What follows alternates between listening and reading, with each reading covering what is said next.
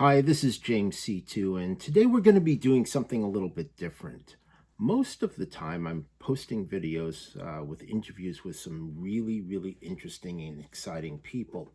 The difference today is going to be in the capacity that I have as a top level executive recruiter. And people have asked some questions around, especially with this new job environment that we're going into, about some of the things that we're going to be seeing and some of the issues that they've had previously. Now, one of those things is the online job application process. And most companies have what's called an applicant tracking system, or ATS, especially the large ones, because they fall under EEO and OFCCP regulation. And that is to make sure that everybody's resume is treated properly. Everybody is, in very real sense, following the same process. So therefore, for a public company especially, this is vitally important. And a company that is, has government contracts, this is even more important. So that is the main reason for having the applicant tracking system. The other thing is it does kind of become more paperless in that way, because everything should go into a system. The question is, are people using the system? And that is the big concern. So one of the questions I got was, how do you overcome algorithms in your resume application process while being an older professional with more experience than is required? And this is going to be even a little bit more general, because you have to understand the applicant tracking system, whether you're older, younger, a lot more experienced or less experienced, is not your friend. So it's important to tailor your resume to the job you're applying for. And realistically, there are algorithms that they use that parse the resume, or they look for certain keywords in the resume. And because of that, if you're not using the keywords that are in the job description, a lot of times your resume will not even show up to be considered by the recruiter. They'll kind of be put aside. And it's up to the recruiter then to go through everything and find the right resumes. Now, the really good recruiters always do this. The ones who are kind of transactional, who are just looking to check the boxes, they're not going to do this. They're relying on the applicant tracking system for it. So that's a problem. It's not something that can't be overcome. But the best way to do that is to tailor your resume to that particular job description that you're seeing and that you're posting your job to. Now, the second thing is to kind of start going around the applicant tracking system.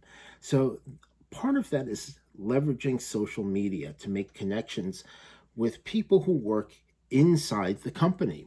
Now, many companies have what's called an employee referral program, especially the tech companies to begin with, but now most companies that are really forward-thinking do.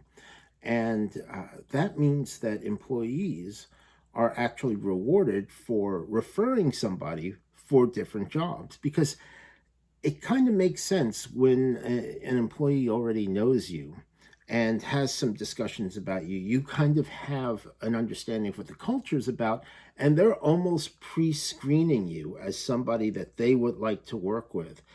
Generally, people don't refer people that they don't want to work with, that they don't think is a good person.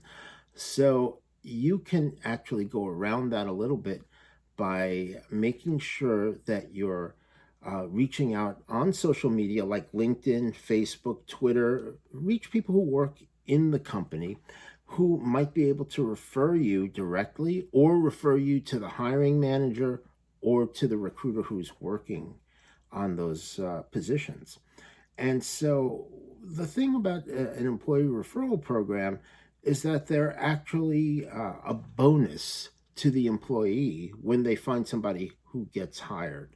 And another way to go around the applicant tracking system and just applying into a black hole is look for groups or societies or associations, and you'll find a lot of those on LinkedIn.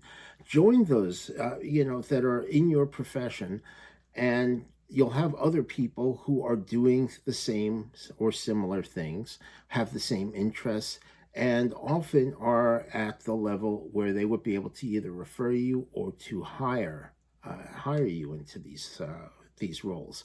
Now, make sure that you are really kind of keeping an open mind about how you go about doing this. Make sure your resume is tailored to the particular jobs. Remember, your resume is essentially a uh, um, a brochure. It's marketing communications. It's something that gets somebody interested in speaking to you, as opposed to just something that you're throwing into a system and hoping somebody calls you back. Be proactive in this. So I hope this helps. If you have any questions, please make sure to comment below. Make sure to like the video, which would really help me. And, make sure to subscribe to the channel. And for free resources, we have some things on the website. It's the letter J, the letter C, the number 2, consulting.com. And we do have some free things for you right now.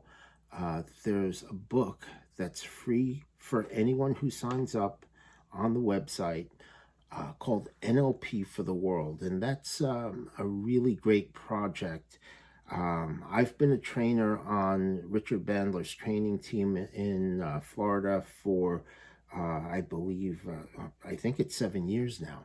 And he got together 31 of the top trainers in the world to contribute to a book, and I was privileged enough to be part of it, where we're trying to give back. Obviously, we've had the thing with the COVID situation, and that was where this came from. So it's a variety of topics and strategies and techniques for dealing with different stresses and strains of the COVID situation, and also looking beyond the COVID situation.